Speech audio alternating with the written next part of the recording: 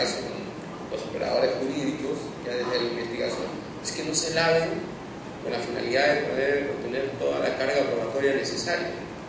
Pero parece que, conforme a la naturaleza humana, en momentos de conmoción, incluso cuando hay colisiones de autos, la gente no responde con la tranquilidad del caso, sino responde sobredimensionada, porque precisamente su conducta ya ha perdido su normalidad.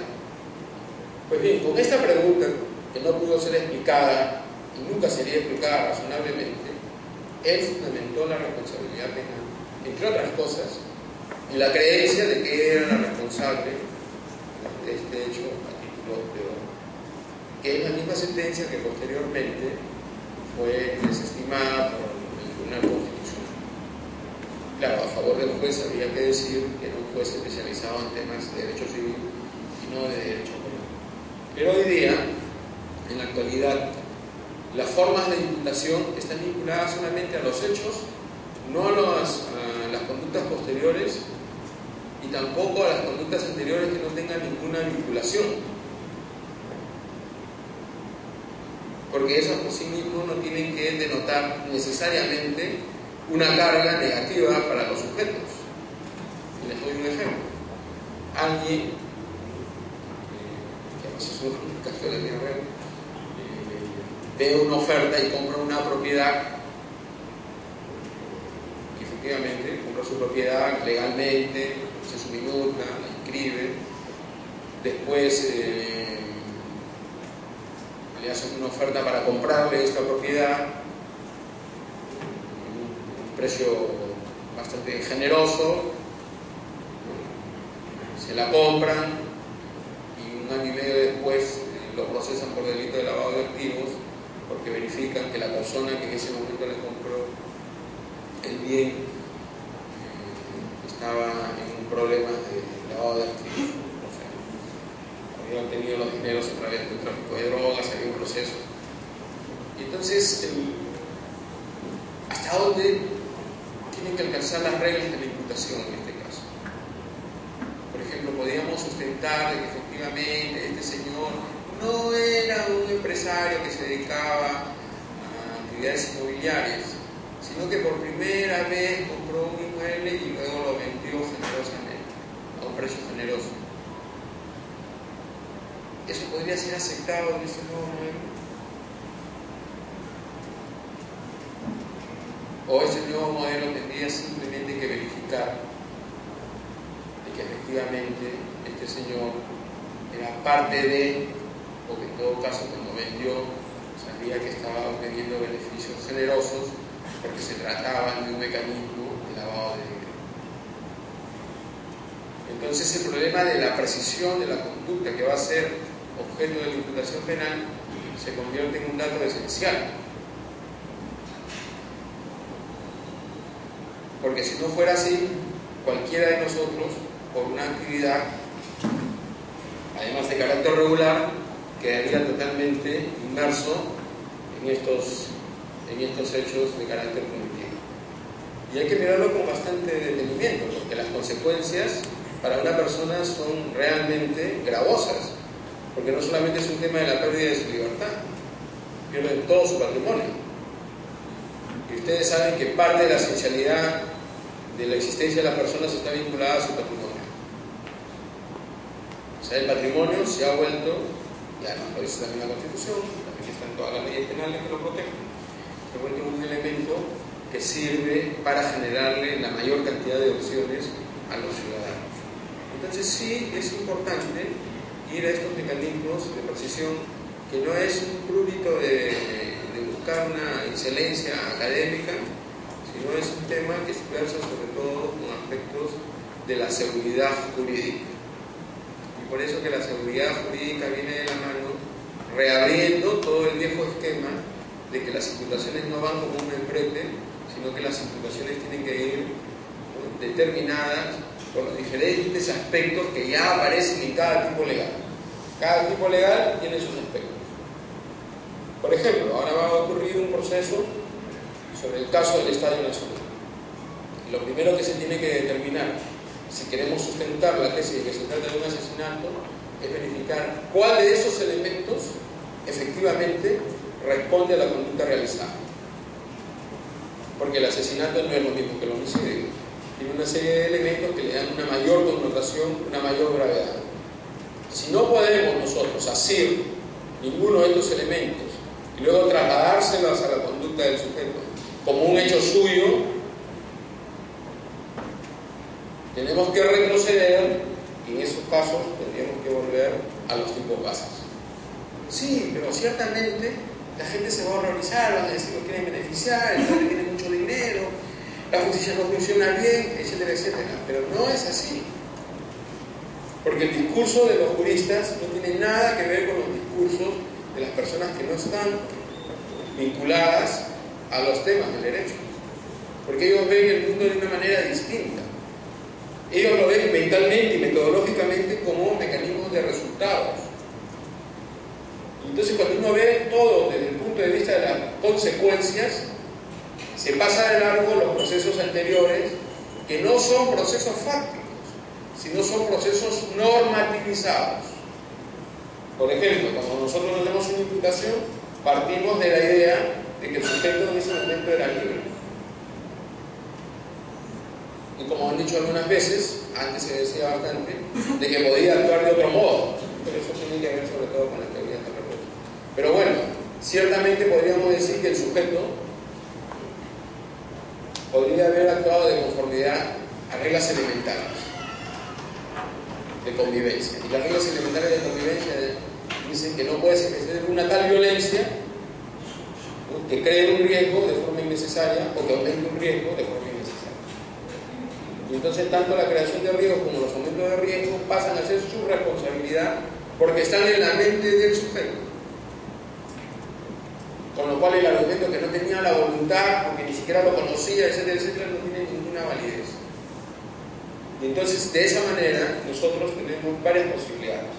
Reconstruimos las reglas de la imputación, cercamos también con los contenidos las reglas de la imputación, y la persona que es imputada tiene ciertamente la posibilidad de resolver estas imputaciones en dos campos, en el marco fáctico y en el marco normativo.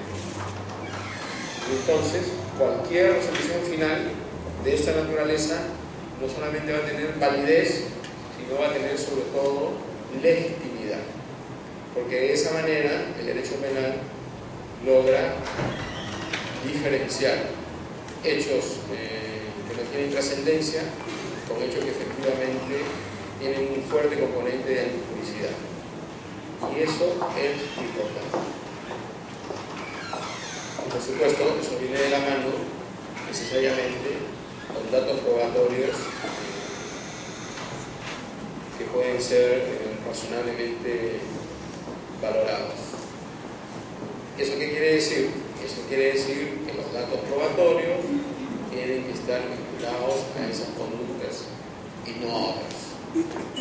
No le puedo yo atribuir un dato probatorio de un hecho anterior al mismo hecho que es objeto de vinculación penal. Imaginémonos un alcalde, le dicen sí, pero usted cuando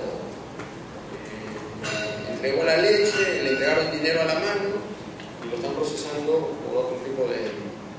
Entonces no existe ahí un mecanismo de conexidad, porque esa historia de la conexidad es una historia peligrosa, absolutamente peligrosa, porque no actualiza o no hace referencia al hecho del sujeto, sino en realidad hace referencia a una hipótesis de que estamos ante un sujeto que realiza por sí mismo actos criminales, y eso no está en ninguna, no está en la mente del legislador, no está en la mente del nuevo Código Procesal Penal y por supuesto que no está en la mente del derecho penal, porque en el derecho penal aún, tanto en los casos de habitualidad y reincidencia, su primera referencia viene dada por el hecho concreto.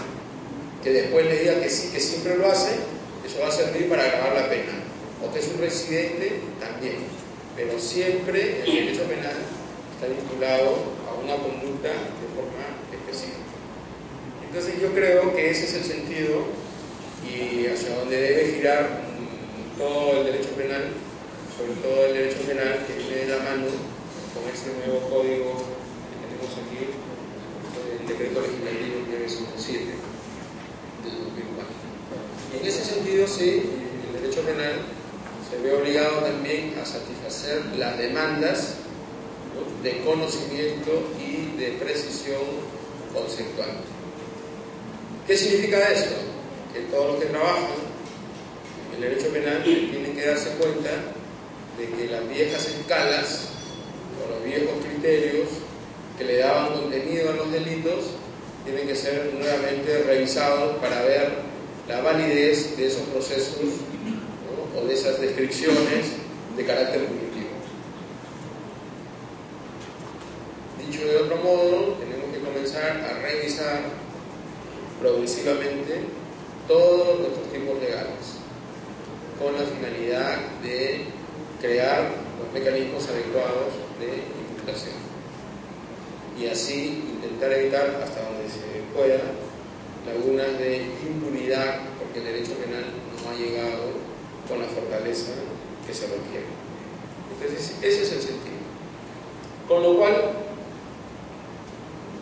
cuando comenzamos a revisar la teoría del delito sobre la base de la tipicidad objetiva y subjetiva y luego de la tipicidad, los procesos de contenidos tienen que estar absolutamente adheridos a las relaciones fácticas que se establecen.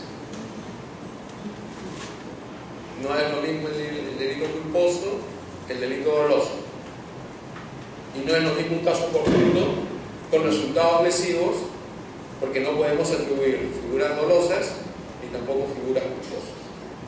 Con lo cual, el derecho penal pone en evidencia que sí tiene un fuerte componente de acrecentamiento de la seguridad jurídica. Yo creo que ese es el camino, por lo menos es el nuevo camino que debemos optar y con bastante humildad aceptar de que nuestras categorías deben ser revisadas. No quiero decir que sean malas, pero sí creo también que deben ser revisadas. Si alguien quiere hacer alguna pregunta. Sí, siga adelante.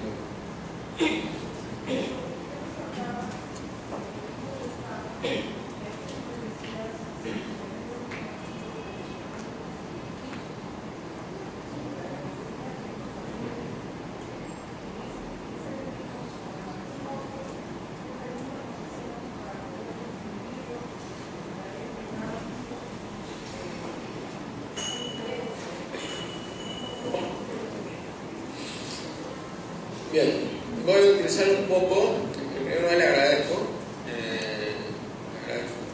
que ha sido, lo que se me ha planteado también ha sido una preocupación de la doctrina alemana.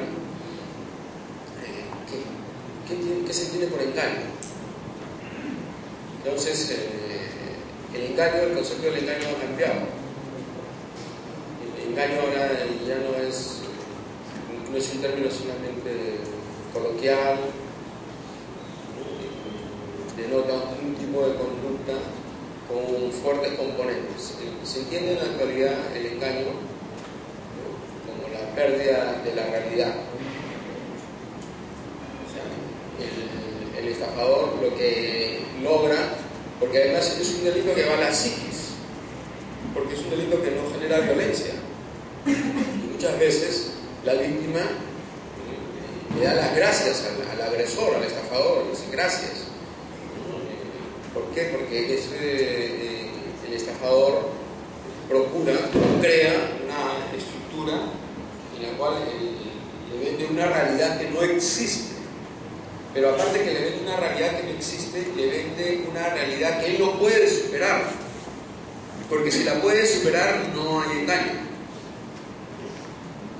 Cuando yo tengo una capacidad de informarme razonable en el medio ambiente donde me encuentro, donde yo me desarrollo, y el medio social, puedo verificar el engaño. Por ejemplo, le dicen, mira, si tú me entregas $100.000, tú vas a participar, tenemos este proyecto gigante, inmobiliario, te voy a dar un departamento de 240 metros, pero si me lo tienes que entregar ahora, y va, y efectivamente lo hace firmar documentos, pero todo es una estructura fantasmal, y la gente va y firma efectivamente, y le dice las gracias, mira, porque yo sí voy a tener mi departamento, voy a cumplir con mis sueños, y me entrega su dinero, sin violencia alguna. Entonces lo que se tiene que verificar es la entidad del engaño, si efectivamente todas esas bases, que ahora además se hacen a través de empresas, ¿no? De gestiones. Desde el África estaban enviando, no sé si ustedes con internet enviaban unos mensajes donde si uno daba una cantidad de dinero tenía acceso a unos diamantes y cosas por el estilo. Pues bien, es necesario simplemente verificar que eso no se da en la realidad, y no se da en la realidad en un sentido material, porque es distinto una persona que construye una casa, ¿no? Y recibe una cantidad de dinero y de pronto no puede terminar la casa. Dice, mira, no puedo terminar la casa porque me falta dinero. Esa persona, cuando inició sus relaciones, tenía seguramente una expectativa económica que fue desbordada, pero no tenía, no expresó gráficamente, expresamente, ¿no?, una conducta de engañar a la otra persona. Entonces eso se va a resolver en el mundo civil. Por eso que el engaño tiene esa connotación. Ya no es un engaño en el sentido, bueno, el engaño técnico, como decía mi maestro Abraham Arias, no es una mentirita, no es una mentira grave, ¿no? El engaño es esto, que la persona vea de verdad la configuración de la realidad. Es como cuando una chica le dice, si no, yo soy casado, yo soy soltero, si quieres vamos, ¿no? Efectivamente a los muchachos te parecen, ¿no?, casado, y de pronto un día comprueba que el sujeto efectivamente estaba casado en un pueblo donde no tiene ni computación ni nada, entonces no ha podido superar esa realidad y ha sido objeto de engaño. Ese es el sentido.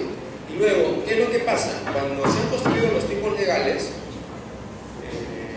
muchos tipos legales tienen dos componentes puramente jurídicos. Por ejemplo, el concepto de matrimonio es un concepto puramente jurídico.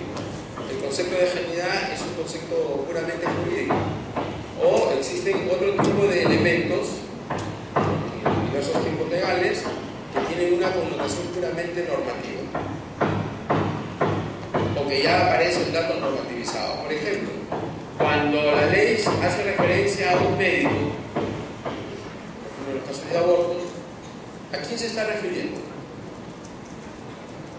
Un médico, conforme a las reglas, es aquella persona que ejerce la medicina, que tiene una licencia para ejercer la medicina, y que previamente ha estudiado en una universidad, o en un grado de bachiller, y luego el tipo de médico puede ejercer la medicina. Eso es un médico. Si no tiene estas características, no se le puede atribuir. Y entonces eso se debe a que cuando se generan sujetos especiales propios, en cada caso se le va dando un contenido. Y no es lo mismo una enfermera que una persona que por casualidad ayuda. Y así, el derecho penal siempre ha sido así realmente, sino que no ha sido visto así. Siempre se ha hablado solo de apropiación ilícita, de estafa, y entonces todo lo que hay es como la casa, y ahora la casa sí, pero ¿y qué cosa es lo que hay dentro de la casa? Dentro de la casa hay muebles, ¿no?, hay enseres, hay todo un proceso de división, hay un lugar donde están los servicios, un lugar donde está la sala, los comedores, las habitaciones. Es lo mismo concreto. Entonces en cada caso concreto hay que darle su contenido. Que los contenidos se cambien, sí, efectivamente cambian, como ha ocurrido en el engaño. Hoy en día la jurisprudencia acepta que si el engaño era superable con un esfuerzo regular de la persona, por ejemplo, eso usted podía haber confirmado en internet si efectivamente existía o no existía, o podía haber verificado a través de los periódicos, pues ya no es tan nítido que efectivamente ha sido engañado. Y esto acaba de ocurrir, no sé si ustedes recuerdan el caso del señor Manrique. El caso del señor Carlos Manrique, un caso muy conocido, que fue sancionado por la historia de Clave. Después, hace 4 años atrás, también fue sancionado por haber estafado a unos inversores. Creo que ahora se encuentra nuevamente en la cárcel por haber estafado a unos inversores. Pero la pregunta es, ¿en realidad estas personas que creen en lo que él dice son estafados? O sea, ¿cuáles son los límites de protección o de cobertura del derecho penal?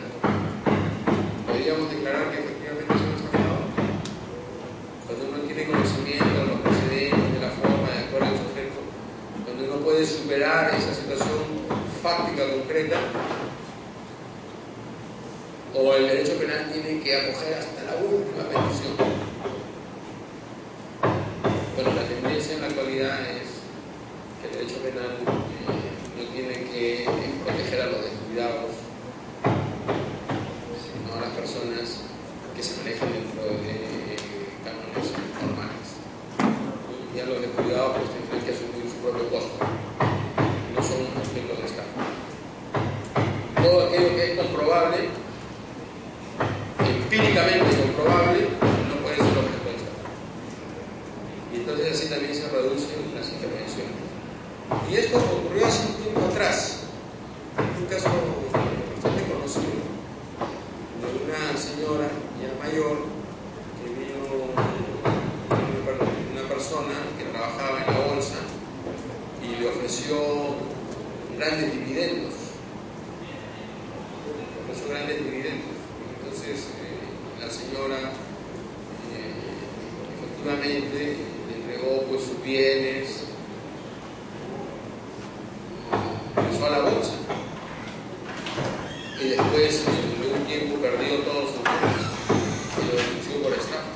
Y entonces los jueces terminaron diciendo de que es entendible de que toda persona que participa en una bolsa asume el riesgo de la participación en la bolsa, las ganancias o las pérdidas. Y pese a que la señora era una persona mayor, perdió todos sus bienes, incluso su casa. Pero el derecho no podía protegerlo, porque sería extenderlo de una manera absolutamente inadecuada. Porque claro, los juegos de la bolsa son juegos de alto riesgo. Entonces, no es que la ley sea racional, sino que ahí no podría predicarse con corrección de que efectivamente se encontraba ante un hecho de engaño, de estafa, de trampa. Porque también los beneficios podían haber sido objeto de una de las consecuencias de haber ingresado a la bolsa. Entonces, los márgenes de determinación, eso es muy importante, vienen suscritos por esta conceptualización. En cada caso nos encontramos entre lo que se denomina un ámbito situacional complejo. ¿Por qué es un ámbito situacional? Porque el delito no marca toda la vida de las personas, sino solamente tiene determinada su conducta por este ámbito situacional. Es decir, este comportamiento con otros pares y que de ahí se pueda luego extender a predicar la existencia de un delito. No es otra cosa. Y los tipos legales, como repito, están construidos de esa manera. No tengo mi código penal. ¿Qué es un código penal? ¿Te lo repito? Para utilizar el tiempo.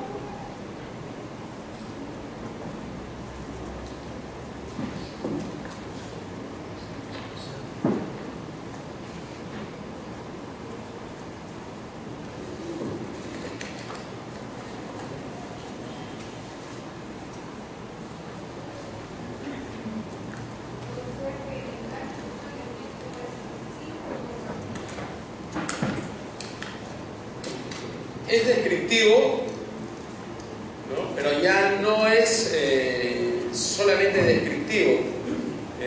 Yo creo que esencialmente es normativo, porque cuando se dice descriptivo, normalmente es algo que uno puede apreciar con los sentidos. El árbol, el río, uno lo puede apreciar con los sentidos. Pero el engaño tiene un fuerte componente normativo, en cuanto su contenido solamente se verifica en la medida que el sujeto perdió la conciencia de la realidad. Y de ese punto de vista se podría decir incluso que tiene pues, un proceso de espiritualización, porque en cada caso concreto hay que determinar si efectivamente, ¿no?, los efectos de esa conducta han hecho que el sujeto, la víctima, pierda conciencia de la realidad. Y eso es importante, porque fíjense, ¿cómo debemos ver el delito? El delito lo debemos ver como lo que es realmente un proceso de comunicación. Y en el delito de estafa, el proceso de comunicación viene marcado porque el sujeto afecta la psiquis de la persona. El estafador siempre va a ser esa persona cordial, amable, se acuerda del nombre completo, se acuerda del día de su cumpleaños, siempre está atento, ¿no? cuando llega, va desarmando cínicamente a la persona, ¿no? Dice, una cajita de chocolate, ¿pero qué la trae? No, caramba, ¿qué es esto? ¿No? Son dadivosos, generosos, bien hablados, bien vestidos. Ustedes nos van a ver a todos los trabajadores, todos casi tienen el mismo, ¿no? Podría decir, son como en serie, ¿no? Están estandarizados, ¿no? Hablan muy bien, locuaces, tienen ciertas características, pero todo el tiempo están agazapados, tocando la psiquis y viendo la vulnerabilidad de la gente. Y en ese momento, cuando la persona es vulnerable, ahí interviene, y efectivamente, en los aspectos patrimoniales, porque el engaño solo está vinculado a los aspectos patrimoniales. Por eso que la idea de la estafa viene de la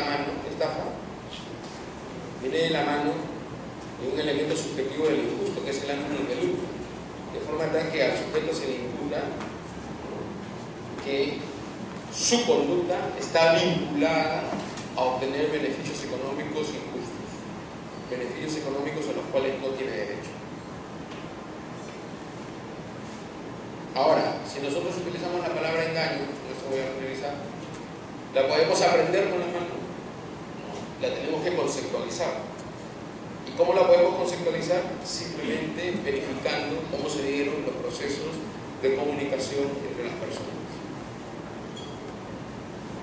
Y eso nos da ciertas ventajas, porque los estafadores son inteligentes. Últimamente estafan a través de empresas, crean empresas, los asocian, los hacen directores, pero realmente debajo no está la estructura económica real, no existe, nunca ha existido. Y entonces se puede darse cuenta desde la base misma, desde la fuente, que efectivamente esa empresa, porque hace que la víctima participe. Porque claro, en un mundo dicen, no, pero es un tema societario, esto no es un tema penal. Así piensan los estafadores y lo crean así. Pero cuando uno va a la fuente y dice, sí, pero en esta empresa no tenían ni un proyecto, no había ni una sola maquinaria, no había personal, era una empresa fantasma, era el fundamento material de tu hogar. Que está vinculada en este caso a temas puramente materiales. Y entonces las siguientes secuencias no son societarias, no son de carácter comercial o de carácter civil. Todas vienen desde el punto de vista de la fuente, ¿no?, vinculadas a obtener beneficios económicos injustos. Y entonces yo diría que la estafa ya debe entenderse en ese sentido normativizado y con una buena base material. Quería leerles también esta, que seguro esto va a venir nuevamente hacia nosotros.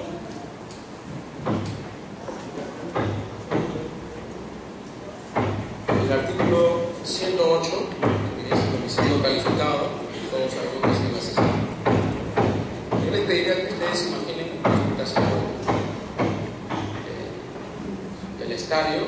Fíjense en lo que señala nuestra ley, a ver si nosotros lo podemos aprender. Ferocidad, lucro, placer. Por ferocidad, por lucro o por placer. Para facilitar u ocultar otro delito. Con gran crueldad o alevosía.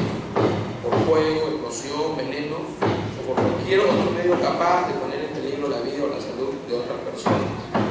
Si la víctima es miembro de la Policía Nacional de Perú o de las Fuerzas Armadas, magistrado del Poder Judicial o del Ministerio Público, en el cumplimiento de su función. Claro, esta es una técnica de última generación que obedece a lo que yo les he comentado.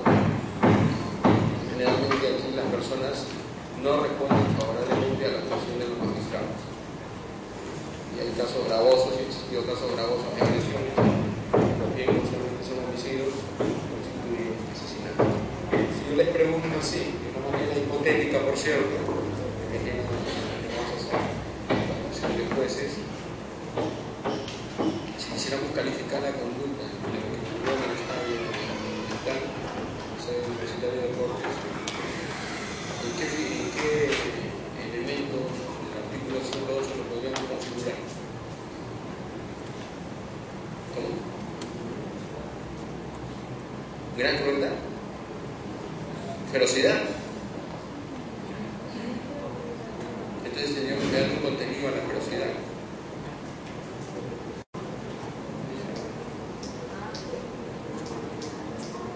Tendríamos que darle un contenido. ¿Por qué ha sido feroz?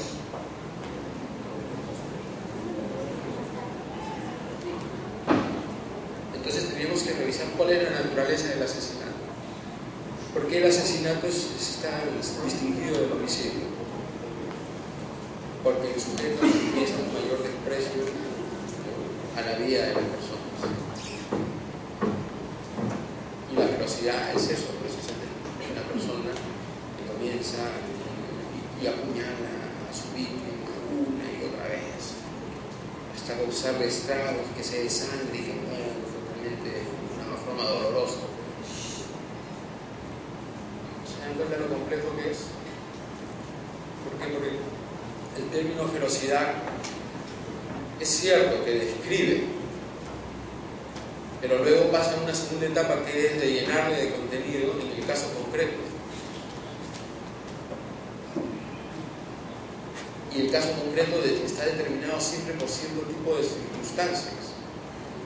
Lo que conversaba con uno de ustedes, por ejemplo, la idea del veneno. Nosotros nos imaginamos veneno, pues, en la época de los Borges, que aparecían en el río. Pero alguien le da azúcar a una persona que está enferma, que tiene una diabetes y agonizada, y lo puede envenenar. Lo puede colapsar y la persona puede terminar muriendo. Entonces, la definición tiene que estar concorde con el objeto de protección, que es la vida, y con las circunstancias o elementos que efectivamente le van a dar un sentido a este tipo de conducta determinada. Por ejemplo, no generosamente, si alguien quiere atender a otra persona, le dice, mira, un arrocito con mariscos. Y la persona no sabe que tiene pues alguna aversión congénita a los mariscos y termina muerto. No los han envenenado con mariscos. Entonces, claro, desde el punto de vista de los resultados, sí. ¿Por qué murió? Por los mariscos. ¿Quién se lo dio? Usted. Usted. Yo no solamente lo mandaba. No envenenado. ¿Por qué se le daba mariscos? Ese es el sentido ordinario y causal. Pero el sentido normativo va por otro lado. Hay que verificar, pues, si efectivamente, conforme a las circunstancias, al dato fáctico, a la forma en que establecieron las relaciones, no tenían ningún tipo de motivación para matarlo, o también puede acreditar que desconocía que esta persona, por razones personalísimas, no soportaba los mariscos. ¿Qué puede ocurrir? ¿No? Porque ustedes saben que todos nosotros tenemos bacterias en el estómago, y las bacterias alimentadas pues por las formas y los tipos de alimentación que tenemos. Por ejemplo, para los mexicanos comer ají pues es tan normal, nosotros también, pero los europeos no comen ají. Entonces con un platito y comienzan a desconcentrar hasta que van generando sus propias bacterias con las oportunidades, etc. Entonces todo eso se refleja en los delitos. Por eso que los delitos, claro, pues, tienen cosas normativas, descriptivas, valorativas jurídicas, ¿no? Y probablemente tienen elementos técnicos que lo van a tener más. Imaginemos con todos estos desechos atómicos, con la aparición de los rayos láser, ¿no? O también con los nuevos procesos químicos que podemos tener cercanos. En realidad nosotros nuestro derecho penal se puede quedar totalmente atado de manos, no va redefiniendo estos nuevos elementos y conceptualización. Entonces sí, hay que revisarlo, pero hay que revisarlo en su verdadera dimensión.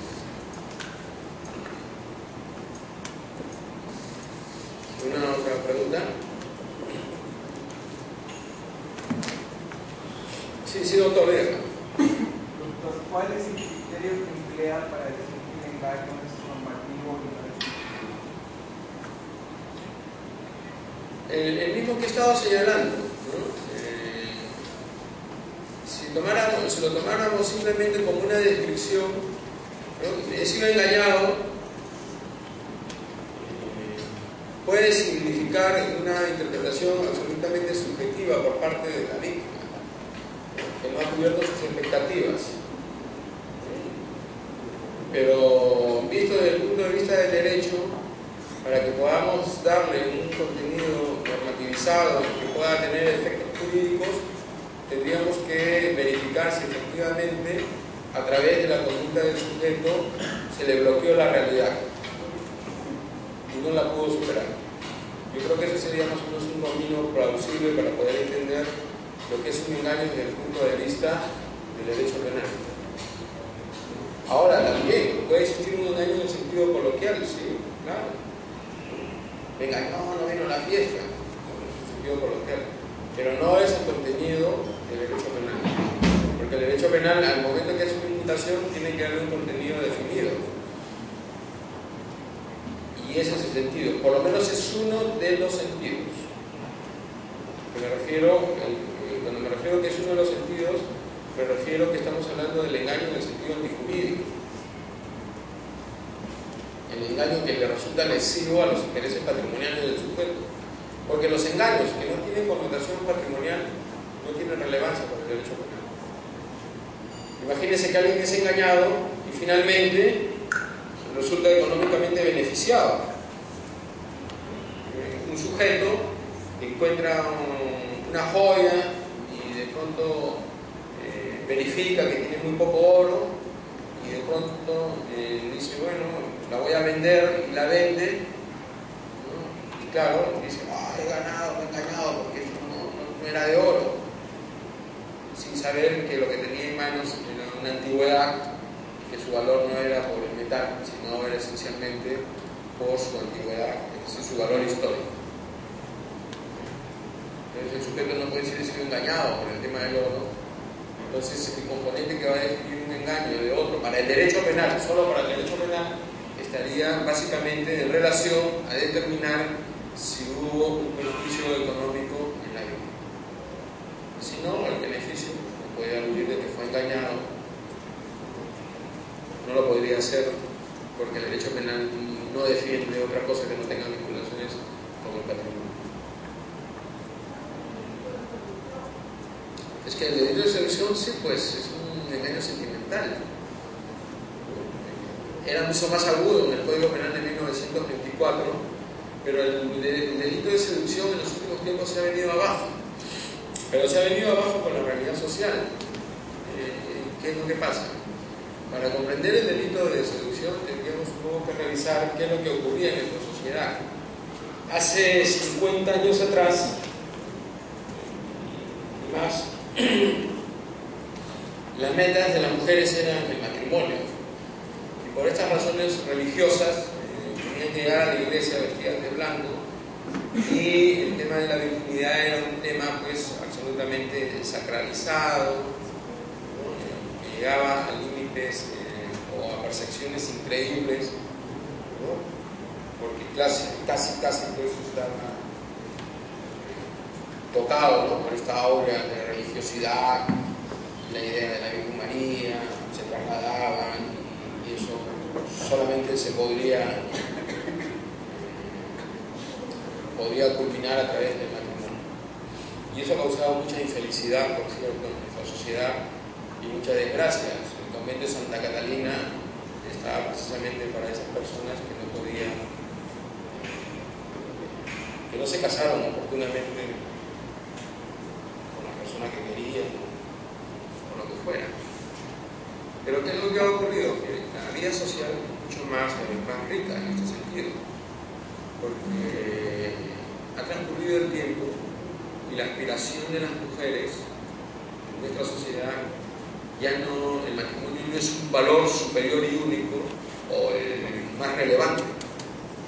La tendencia no es ir al matrimonio religioso como su finalidad existencial, sino las mujeres peruanas en los últimos tiempos lo que pretenden es primero su realización personal.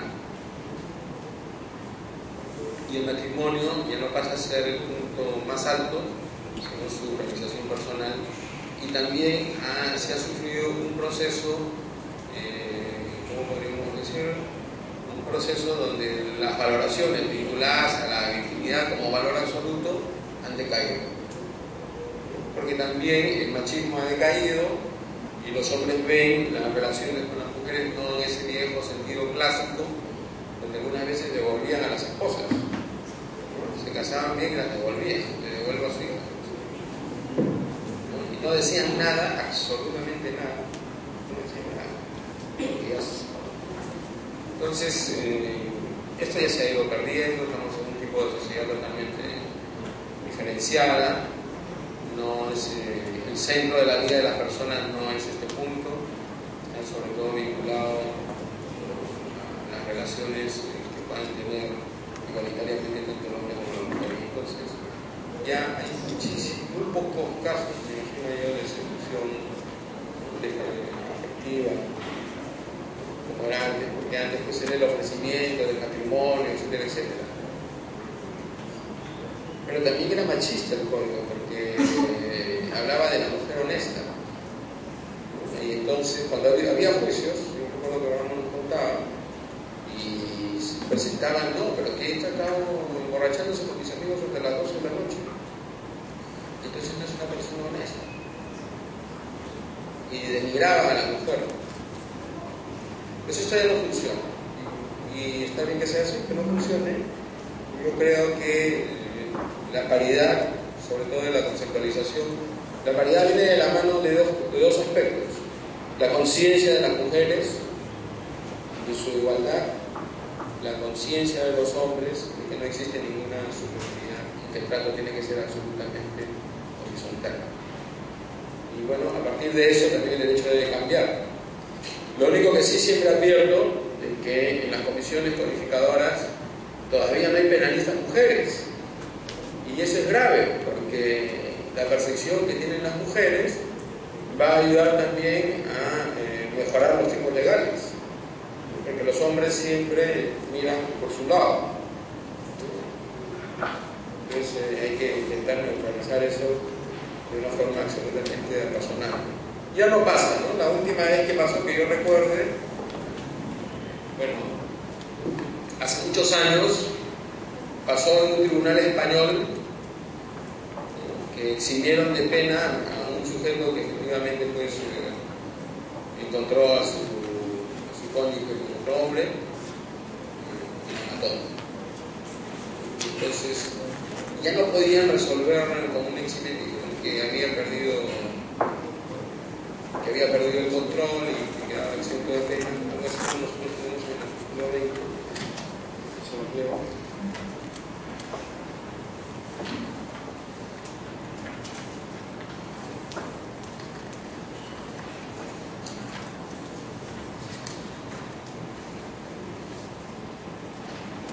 Grave alteración de la conciencia, el párrafo primero dice que por anormalidad psíquica, grave alteración de la conciencia. Entonces estos jueces, que son machistas, fueron públicamente denunciados como machistas, lo eximieron de pena porque dijo que el haber comprobado que había sido objeto de adulterio había alterado gravemente su conciencia. Eso hoy día no tiene ningún soporte. Y un caso similar apareció hace como 17 años o 20 años atrás en Guatemala. Ahí todavía tienen pues relaciones con más sistemas y concepciones agrarias. Entonces la idea de pater familias, la idea de que el adulterio afecta, no sé si la dignidad, el honor, la honra del hombre, me parece realmente un absurdo, pero en nuestro país eso está desterrado. Nosotros no tenemos esa percepción, no creo que ningún juez quiera justificar la lesión de un bien jurídico simplemente por este tema del adulterio. Sobre todo, como ya lo dije antes, jurídicamente tenemos otras opciones. Y eso es lo que hace el derecho. El derecho lo que hace es generar un mecanismo de opciones para que en cada caso concreto podamos resolver nuestros conflictos.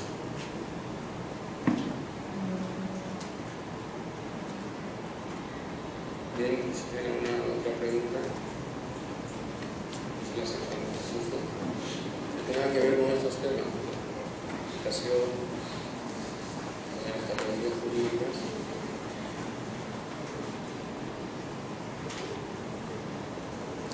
Bien, entonces ya para finalizar voy a hacer una pequeña síntesis. ¿Cómo debemos ver el derecho penal en la actualidad?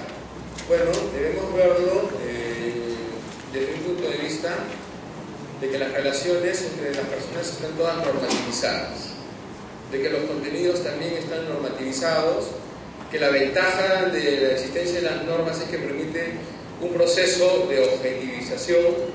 Podemos objetivar, es algún dato objetivo. Eso también se puede trasladar de manera clara en todo el tema probatorio. El tema probatorio no tiene por qué estar vinculado a oscurantismos o creencias, sino simplemente a hechos predeterminados, a conductas que uno puede comprobar.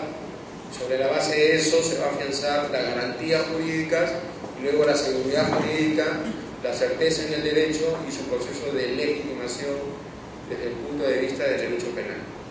¿De qué nos va a servir eso? De evitar que se generen sentimientos de ajusticiamiento o búsqueda de justicia de propia mano.